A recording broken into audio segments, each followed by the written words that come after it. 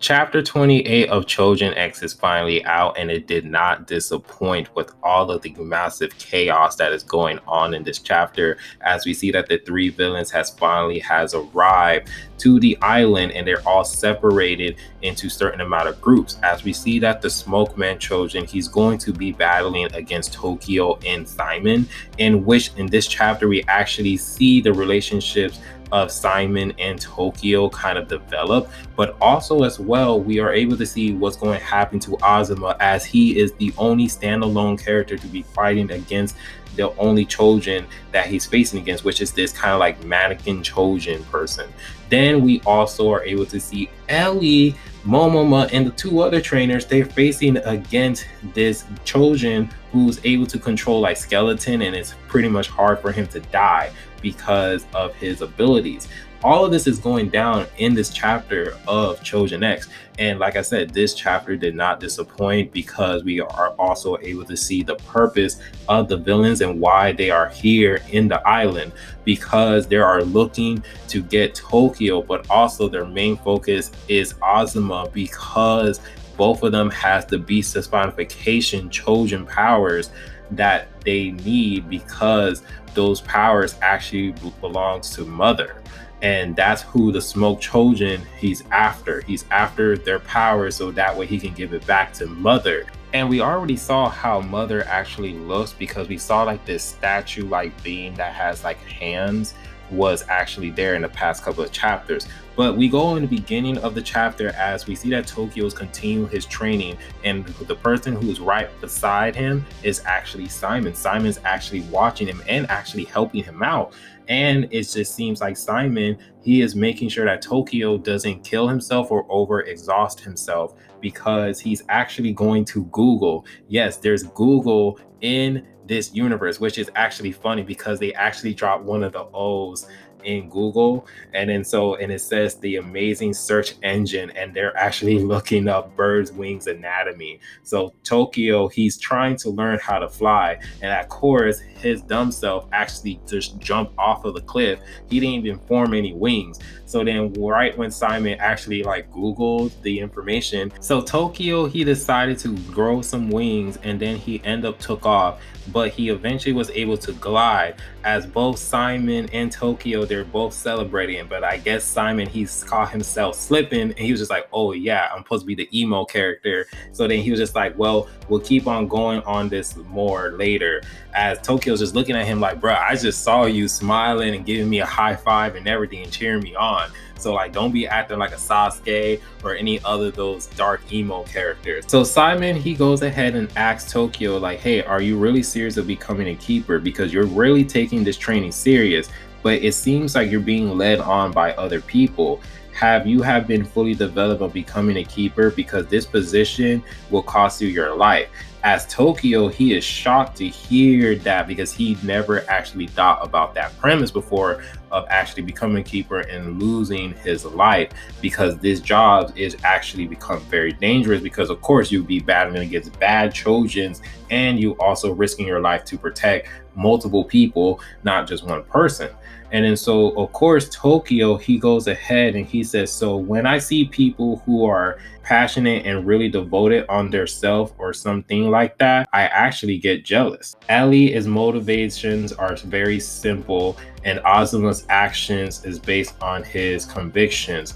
And of course, you, Simon, you're very awesome as well. You're very knowledgeable, you have an awesome ability, and you use it at its fulfillment. But for me, I have no sense self. It's embarrassing. But for somehow, I think I actually found my purpose, because if something bad happens to Azuma, I really want to be the Choujin to stop him, so that I want to learn more about myself, and I also want to learn more about my powers. But then Simon, he goes ahead and he says, I don't want to discourage you, but it seems like you're living for someone else. Like, that's going to be limiting yourself. So why don't you try to live up for your own aspirations? If you don't, I think eventually you will be embarrassing yourself again. Which at a point, Simon is telling the truth, because he's telling Tokyo like, hey, stop living yourself and to try to go ahead and try to stop Ozma, because you're actually just limiting yourself to the capabilities of what else you want to do with your life. Because right now, Tokyo, his whole purpose is, yeah, he wants to help people, which is simple, but he also wants to go ahead and stop Ozma. And that's just one goal, which he is also telling him, like, hey, you're limiting yourself of the capabilities that you're actually going to do. Because based on the information that you already told us, is that you're also very jealous of everyone else because how very much ambitious they are and how much self-driven they are. Because you see how Ellie, how she wants money, and then you see how Ozma with his convictions and everything else. But here you say you want to go ahead and stop Ozma when he goes on a rampage. What happened if Ozma actually goes ahead and master his ability? What would you do then? So as he see that Tokyo is being very discouraged, he says, you know what, never mind, forget what I just said. Until Ozma, he goes ahead and he do a calling. As we see that Ozma, he is battling the Choujin, as we saw from last chapter, as he goes ahead and he transforms into his moon beast Choujin. And as he goes ahead and he cuts the lady's neck off, and she is just so happy because she's just like, oh, you doesn't hesitate at all. So then all of this muscle is just reattaching her, and then she goes ahead and she forms another body, like her neck forms like a full-fledged body, kicking Ozma as Ozma is pushed back, and she says, reflexes. She says, all right, let's go ahead and do this. A battle to the death. As Ozma, he's just like, well, this situation seems really bad at this current moment. And as we get the introduction of the lady, as her name is Yobako, whatever you want to call it. Who named these people? Anyways, her Choujin powers are mandala body, which is kind of form of like this Buddhist symbol. As you can see, just multiple arms and multiple hands, and kind of like a headish way, but you just see it's all just muscle that kind of looks like a head. So Tokyo, he's like, this is Ozma who's calling us. So Simon, he seems shocked. He's like, wait, how do you know this is Ozma that's calling us? Because normally when a Choujin send out a calling, they just send out a calling and they just go ahead and suspect the situation. So the fact that Simon, he kind of looks at, Tokyo, he's just like, wait a minute, how can you tell this is Ozma who's calling us for help?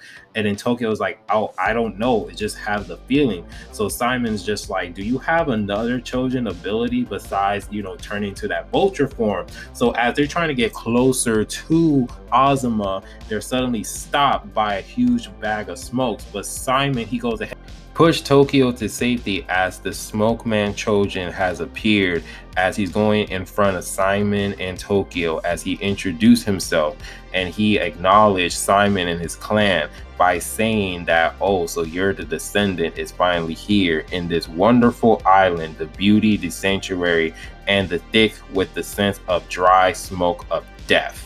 As he's walking towards them and he's going to the ground, as he acknowledged and he wants to recruit Simon to join his game so that way they can cause a bunch of world of domination. But Simon sees his BS because he's just like, bruh, you're not here to want to recruit me. So what are you really here for? As the Smokeman Choujin says that he's here for the Beast Choujin. As Tokyo, he's just like, me? And he's actually surprised that there's another Choujin that has the same power as Ellie. And Tokyo, he is just stunned and surprised. As the Smokeman Choujin says, the Choujin that is training in the Yamano of Mori should be here on this island. However, the Choujin that belongs to our mother, actually, you smell like a beast, as he is right in front of Tokyo. And Simon is confused because the Smokeman Choujin was right in front of them, but all of a sudden he's right behind them.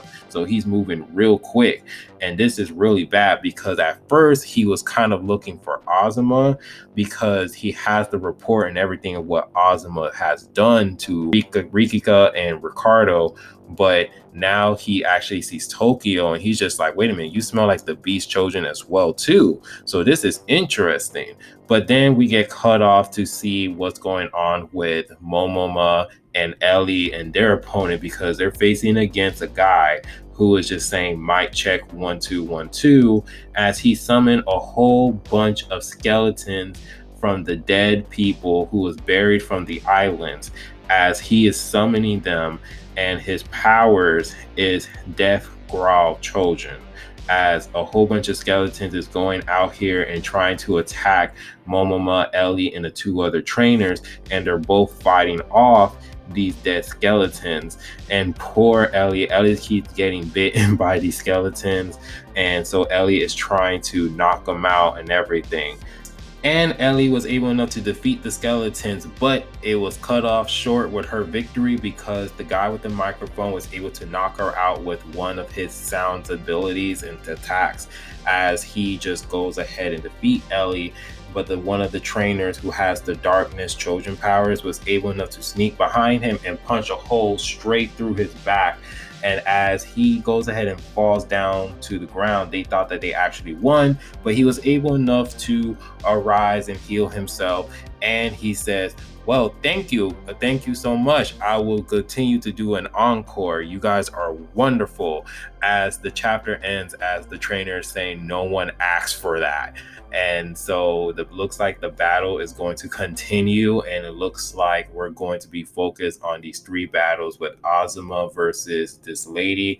We're going to see the Smokeman Choujin versus against Tokyo and Simon, and then we're going to see the Death Growl versus Momoma and the trainers and Ellie as well. So all of the training that they have displayed during this island is better come into use because of the fact that it is that these are most powerful Choujins, and they don't even have Seto to go ahead and save them.